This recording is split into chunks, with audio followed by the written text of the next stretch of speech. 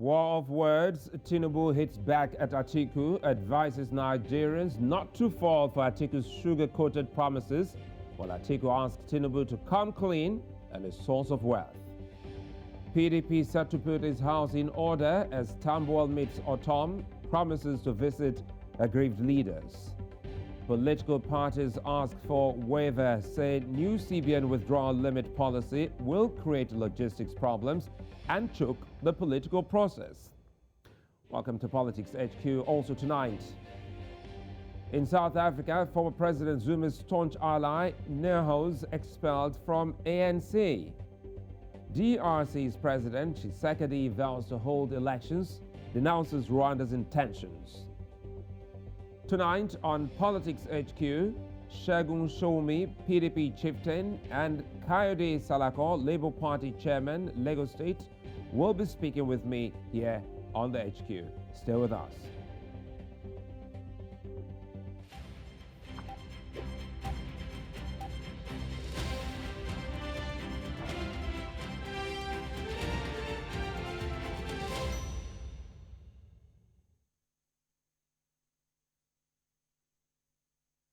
Well, in a few months, Nigerians will again vote for their next president. More than ever, this involves a significant portion of the Nigerian populace.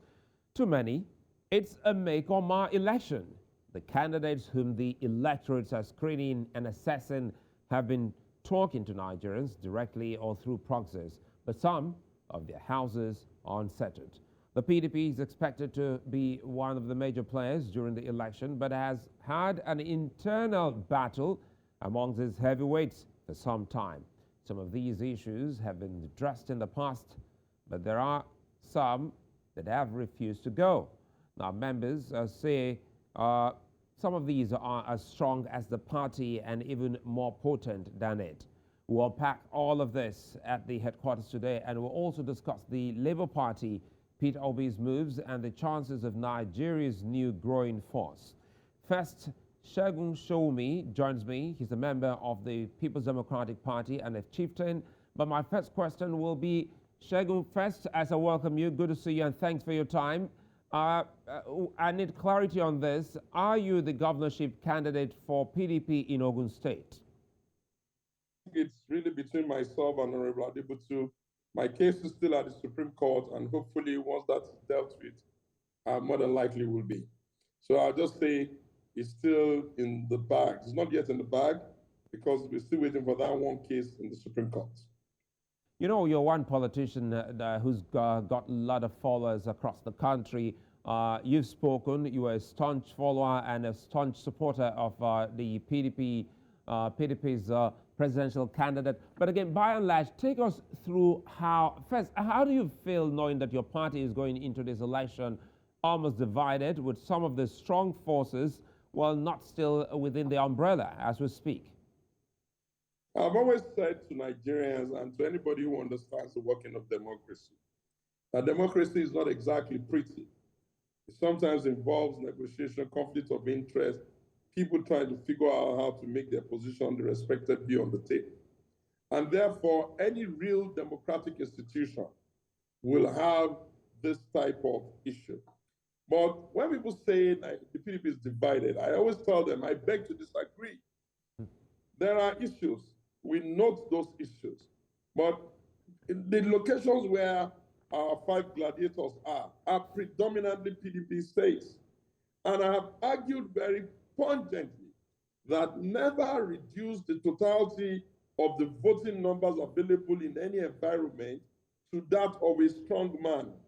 Invariably, what I am saying is that, yes, our leaders are very important. I believe we're doing everything humanly possible to make everybody come on board in a strong way, but they cannot appropriate the totality of the votes in those environments to just their individual. It's like a football match. People are used to their teams, and they really never want their team to lose. So I expect that the numbers will be on board and in the bag in Rivers. I expect the numbers to be on board and in the bag in Oyo. I expect the numbers in the 2 other southeastern states. And certainly I expect the numbers in Benue. It is even made more interesting because some of them even have their own re-election on the same platform. And the other also has a plethora of his loyalists who are contesting on the same platform. It's very hard to tell the people that I have 5 elections to do. I want you to do this here and do that here. Nobody has that kind of remote control of people. And most of them are also in their second term. It's difficult for them to smell the coffee, to be able to see clearly that every governor that is in the second term can sometimes, not really understand that people are also looking for a new sheriff. There's a reason why we allow a maximum of 8 years. So I want Governor Wike back. I want Tom back. I want everybody on board. I want everything to be considered that can be considered to make us have a pretty house.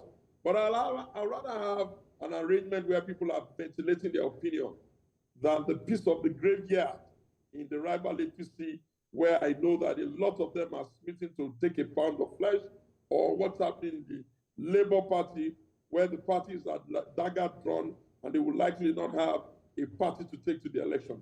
I recognize the energy of Peter Obi as an individual, but I'm amazed at seeing how they're going to walk through getting their party that is mostly not ready for an election. So Segun, let me jump in here and also steal that idiomatic expression from you. Smelling the coffee should also go with tasting the coffee.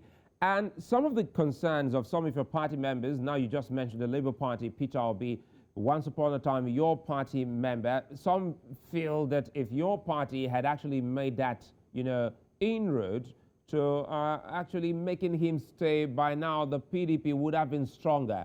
Now, you speak of these other 5 governors who feel hard done by happenings in your political parties. How can what are those things your party, we just had Aminu Tambol, the governor of Sokoto State, making that move. How optimistic are you, Segun, that this move by Tambuwal will mean the big good for the PDP just few months before the election? It is the destiny of the People's Democratic Party of Nigeria to be the incubator for all parties. Whatever it is that you call the APC today will never even have come to fruition if not for the fact that some PDP members demonstrated and lent their support to create a pan-Nigerian party. So maybe we will have to accept that we are the university of politics in Nigeria, and people will come from us and then go create another thing. If it is our destiny to be the one that will give Nigeria the third force via Peter Obi, and maybe even the fourth force via Kwankwanso, then that's our destiny. But you know one thing about a university? A university is never afraid of unleashing its stars. But you know what? The parent organization is very strong. The number of people that have come into the party who are rooting for the party are plenty. And more importantly, the candidate that we have produced on that ticket is not only balanced, he's also coming with a lot of experience. So yes, the votes have not been casted, but we believe very strongly that I can see our numbers coming in, and by the grace of God and the benevolence of the Nigerian people, they will take a decision that is in the interest of everybody. Someone who will unite the country, someone who will hit the ground running, someone who does not need a new experience of being president, someone who can solve the problem of the country, someone who can bring everybody together and create a Nigeria that everybody is involved, and also deal with the trying issues of restructuring that can make the country be at peace and managing humongous challenges that the APC has. So I think you're not, again, sorry to cut in. I'm trying to see how much we can take off the plate before you leave. Leading up to the 2019 election, I saw you go around the country with the candidate then. What are those things you would say a marked difference, from what people saw in 2019 and now? What's the selling point for the same man who lost an election almost 4 years ago? Almost everybody in Nigeria, and even the members of the ruling party, realize, and they also admit, albeit silently, some of them whose consciences are able to, stand the test of scrutiny, have also admitted publicly. Atiku Abubakar won the 2019 election. The result did not reflect that because of some of the electoral rules and the framework we used. Right now, we're going to be using a far more credible framework in terms of, getting the numbers from the polling unit down to the server and all of that, and we think he will win. That's that. The second thing is that the most important politician in the APC is Muhammadu Buhari, and is not on the ballot. And his goodwill may not be exactly transferable. And you have to also know, if it becomes a question of everybody to your tent, oh Israel, then the man that has a population must be seen as advantageous. But beyond that, a pan-Nigerian who has friends across the nooks and crannies of Nigeria, who is speaking to serious issues. Some of the issues he spoke about in 2019 have become even much more dire now. You're losing a lot of money from oil theft. Your numbers for jobs are worse than they were. The economy is not doing well. We are totally in problem with debt. All of the resources we make, we're using for debt servicing. You need somebody who is not going to be gazing to the stars to look for solutions that are practical and workable. And we have created a balanced ticket. There is a reason why balance is important in the country. We have a population that is almost evenly divided. No one should try to tell 80 million Christians that they cannot find one person that can add value to the ticket. And therefore, we believe very seriously that everything will work in our favor. If the problems are the same and the solutions we brought before are also right, we can tinker with it, we can refresh it, we can work it out to make it more, realistic to the new challenges. But I tell you again, if you woke Atiku up in the middle of the night, even from his sleep, it can be really now actionable process that is going to put in place. And he knows who to call. He's a team builder. He knows how to get brilliant names. Most of the names that you even see playing critical roles in the country right now, there were people that were headhunted for him when he had the first opportunity in 1999. And when we talk about the Obasanjo years, we talk about those years because there is consensus in the country that those are the best years. And we believe that he has learned from the best.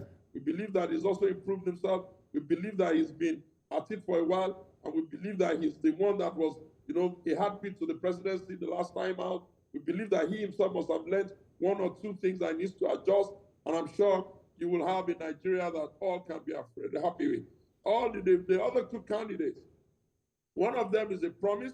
That's Peter Obi, because it's a promise for the future. But I don't know how the numbers will fit in right now because of the level of development we have in the country. The other guy, don't ask me. I wonder how I even managed to scale through their own vetting process. Because if they had vetted properly, they would have understood that perhaps he has gone past his shelf life and it's time, but they could have looked for somebody else. But it is what it is. The ticket is settled. I believe that we'll win. I believe that we should win. We have been speaking to issues. We were the first to bring a policy document. We were the first to do a contract to the people. We're the only one that have stayed on messaging. We're the ones that have been making ourselves available to the media. All right, okay, Segun, I won't dare asking you about that other candidate, but let me ask you about your candidate, in Lagos State, and that's the home state of the APC's candidate. Many have been asking question, is the PDP going into this election in Lagos State to win or just for the mention? Tell us what you know, if you will. Well, I think that the Jandor Jafeko campaign in Lagos is a useful campaign. It's energetic, it's stylized, it's beautiful. You see all of the foot on ground they're doing. He's also gone out of the books to go and bring somebody that has a lot of influencers by bringing Funke Akindele, a very respected entrepreneur and a media person in our own right, as the joint ticket to show that the only party in Nigeria that gives the children of a nobody a chance to be somebody and be a representative of every other person on the street is PDP. It's only in our party that things like this happen. We don't have big hegemon who will say you can't go here, you can't be this, you can't aspire. And I think that Lagos have enjoyed the APC years for many years. They can do with a change of button because they never know. Perhaps they have been shortchanged. Perhaps they've not been audited. Perhaps they've not even been well served. And there's nothing wrong with change. Democracy must never become civilian dictatorship. And if the people of Lagos are brave, if they're willing to give somebody else a new opportunity, if they are happy to go with someone that is a little bit like them, if they are willing to look at themselves in the mirror and see themselves in Jandor and Funke, then I expect them that they have enough numbers to be able to push them over the line. They may not have all of the resources that those who have been in charge of Lagos have been, but I can tell you, Lagos has not been well run. Lagos has been, bled at the expense of the mass. Lagos have been converted into a family fiefdom. It's time for us to do something different. But again, if we look at what's happening in Lagos, that is why people are wondering why the PDP isn't actually going all out the way we've seen the party's candidate at the national level.